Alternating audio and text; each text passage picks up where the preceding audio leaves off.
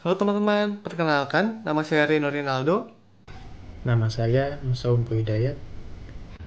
Dan saya Rifda Kalisa Putri Fasa. Kami dari Himpunan Mahasiswa Akuntansi Universitas Bina Nusantara dalam rangka pengabdian kepada masyarakat ingin menyampaikan materi mengenai PPh pasal 26. Yuk, kita simak videonya untuk memahami penjelasannya lebih dalam.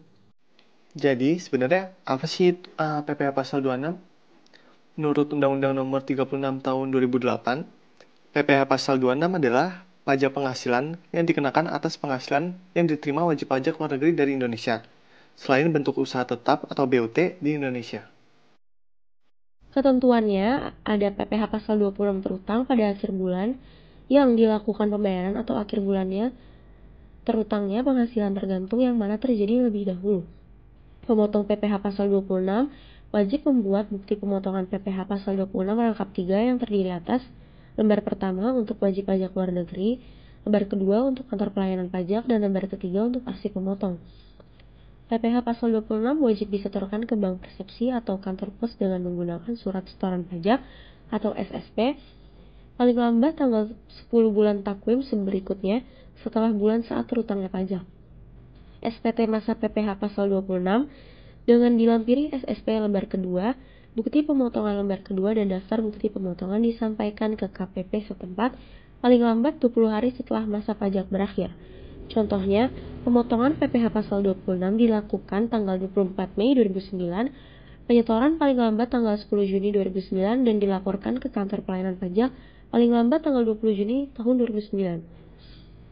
Dalam hal jatuh tempo penyetoran atau batas akhir pelaporan PPh pasal 26 ini bertepatan dengan hari libur, termasuk hari Sabtu atau hari libur nasional. Penyetoran dapat dilakukan pada hari kerja berikutnya, pelaporan pada hari kerja sebelum hari libur. Pengecualian Peraturan Menteri Keuangan Nomor 14/PMK.03 Tahun 2011, BUT dikecualikan dari pemotongan PPh pasal 26 apabila penghasilan kena pajak sesudah dikurangi pajak penghasilan dari BUT ditanamkan kembali di Indonesia dengan syarat yang pertama, penanaman kembali dilakukan atas seluruh penghasilan kena pajak setelah dikurangi PPh dalam bentuk penyertaan modal pada perusahaan yang didirikan dan berkedudukan di Indonesia sebagai pendiri atau peserta pendiri dan dilakukan dalam tahun berjalan atau selambat-lambatnya tahun pajak berikutnya dari tahun pajak diterima atau diperoleh penghasilan tersebut. Tidak melakukan pengalihan atas penanaman kembali tersebut sekurang-kurangnya dalam waktu 2 tahun sesudah perusahaan tempat penanaman dilakukan, mulai berproduksi komersial. Contoh perhitungan yang pertama adalah PPh pasal 26 ayat 1, yaitu 20% dikali penghasilan bruto. Untuk soal pertama, PT Perdana merupakan penerbit buku cerita anak-anak. Pada bulan Maret 2007 dibayarkan royalti sebesar 100 juta kepada Akira Toriyama sebagai pengarang buku cerita anak-anak Dragon Ball. Akira Toriyama adalah wajib pajak luar negeri. PPh pasal 26 yang dipotong oleh PT Perdana adalah 20% dikali dengan 100 juta rupiah sama dengan 20 juta. Untuk soal yang kedua adalah Jane adalah atlet dari Singapura. Dalam bulan Mei 2007 mengikuti perlombaan dari lari maraton di Indonesia dan merebut hadiah uang sebesar 20 US dollar dan kurs untuk 1 US dollar pada saat itu adalah 8.500. PPh pasal 26 yang dipotong oleh penyelenggara kegiatan di Indonesia adalah 20% dikali 20.000 US dollar dan dikali lagi dengan 8.500 sama dengan 34 juta rupiah. Hitungan yang kedua adalah 20% dikali penghasilan neto. PT Ananda merupakan perusahaan penyewaan gedung kantor dan pada tahun 2007 mengasuransikan bangunan bertingkat perusahaan asuransi luar negeri Building Life Insurance. Premi yang dibayar oleh PT Ananda kepada Building Life Insurance sebesar 1 miliar rupiah, yaitu PPh pasal 26 yang dipotong oleh PT Ananda adalah 20% dikali dengan 50% lalu dikali lagi dengan 1 miliar rupiah adalah 100 juta rupiah. Seperti pada contoh di atas, PT Ananda tidak mengasuransikan bangunan langsung ke perusahaan asuransi di luar negeri, tetapi mengasuransikan bangunan yang dimiliki kepada perusahaan asuransi di dalam negeri, yaitu perusahaan asuransi beringin dengan jumlah premi sebesar 750 juta rupiah. Untuk mengurangi risiko, Beringin Jaya mengasuransikan sebagai polis asuransinya kepada perusahaan asuransi di luar negeri Tower Insurance Ltd. Dengan premi sebesar 500 juta rupiah, yaitu PPh pasal 26 dipotong kuringin ejaya adalah 20% dikali dengan 10% lalu dikali lagi dengan 500 juta rupiah, ya hasilnya itu 10 juta rupiah. Contoh perhitungan selanjutnya adalah 20% dikali PKPP atau PPh terutang. Suatu bentuk usaha tetap di Indonesia memperoleh penghasilan kena pajak sebesar 17.500.000 rupiah.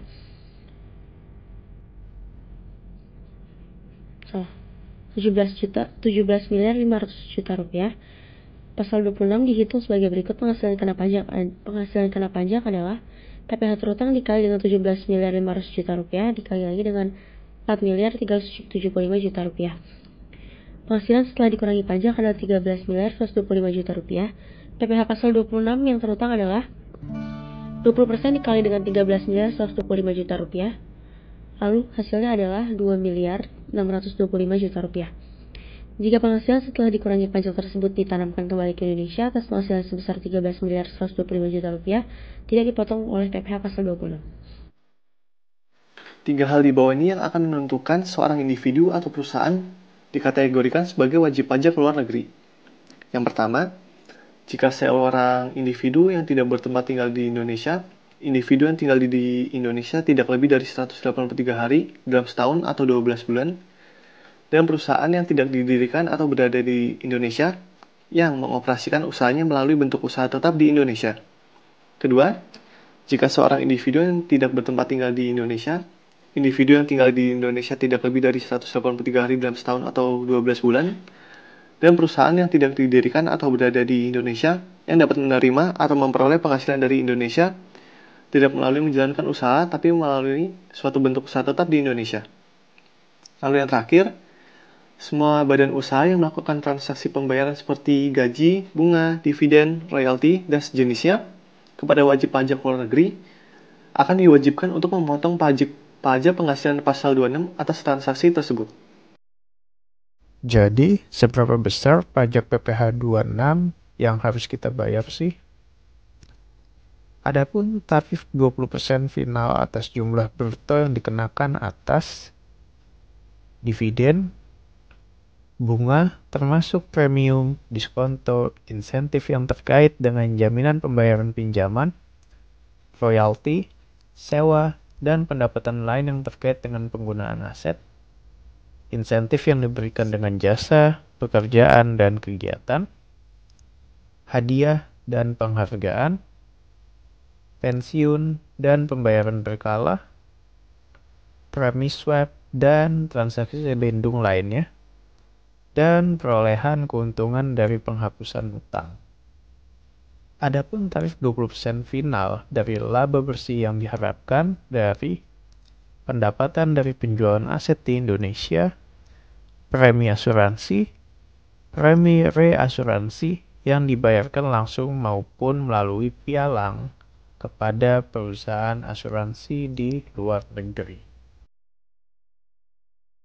Pada kali ini, saya akan membahas mengenai penyetoran dan pelaporan PPh pasal 26.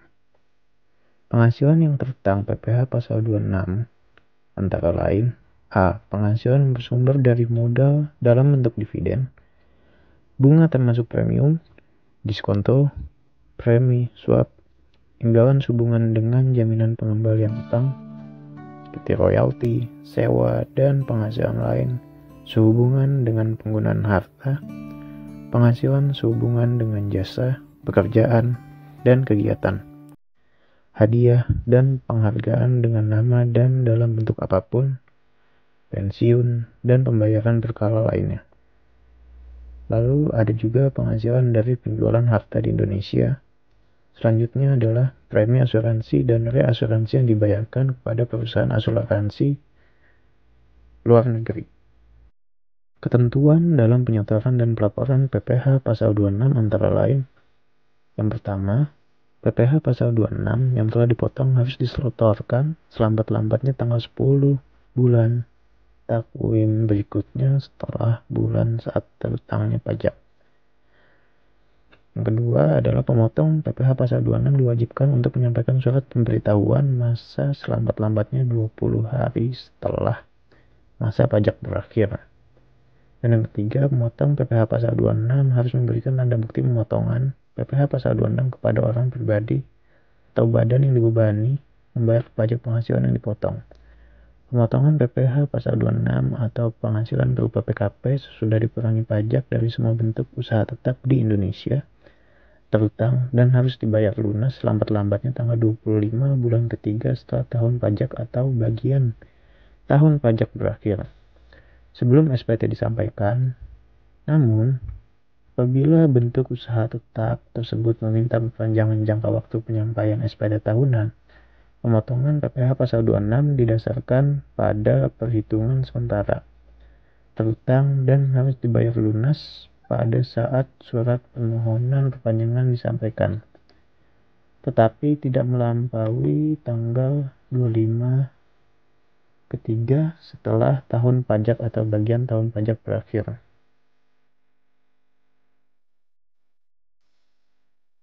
Selanjutnya ada pertanyaan.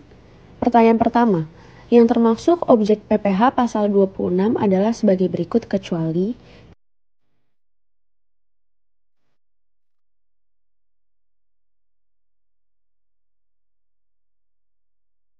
jawabannya adalah C dengan penjelasan objek PPh pasal 26 terdiri dari pilihan A, B, D, dan E. Sedangkan untuk barang mewah itu sendiri termasuk ke dalam objek pasal PPh 22. Pertanyaan nomor 2. Dasar hukum yang mengatur tentang PPh pasal 26 adalah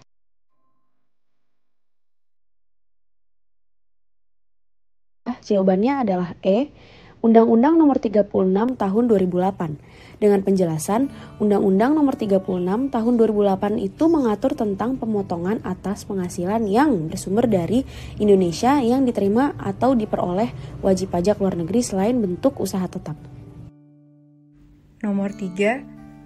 Berapa lama PPh pasal 26 yang telah dipotong harus dibayar atau disetor oleh wajib pajak itu sendiri? Jawaban yang benar adalah E. Wajib pajak harus membayar atau menyetor pajak penghasilan pasal 26 yang telah dipotong tersebut paling lambat tanggal 10 bulan takvim berikutnya. Nomor 4. Suatu bentuk usaha tetap di Indonesia memperoleh PKP sebesar 50 juta rupiah. Berapakah besar PPh terutangnya? Diketahui penghasilan bruto melebihi 50 juta rupiah.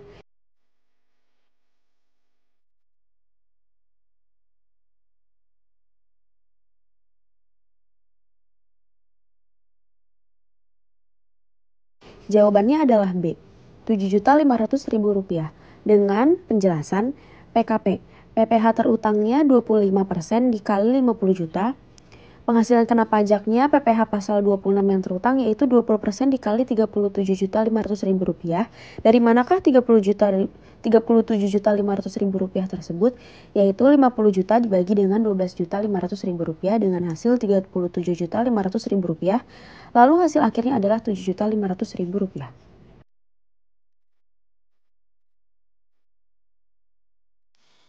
Semoga video ini dapat membantu kalian untuk lebih memahami mengenai PPh pasal 26. Akhir kata, kami dari Himpunan Mahasiswa Akuntansi Universitas Bina Nusantara ingin mengucapkan terima kasih sudah menyaksikan video pembahasan mengenai materi PPh pasal 26. Sampai jumpa di video pembahasan materi selanjutnya.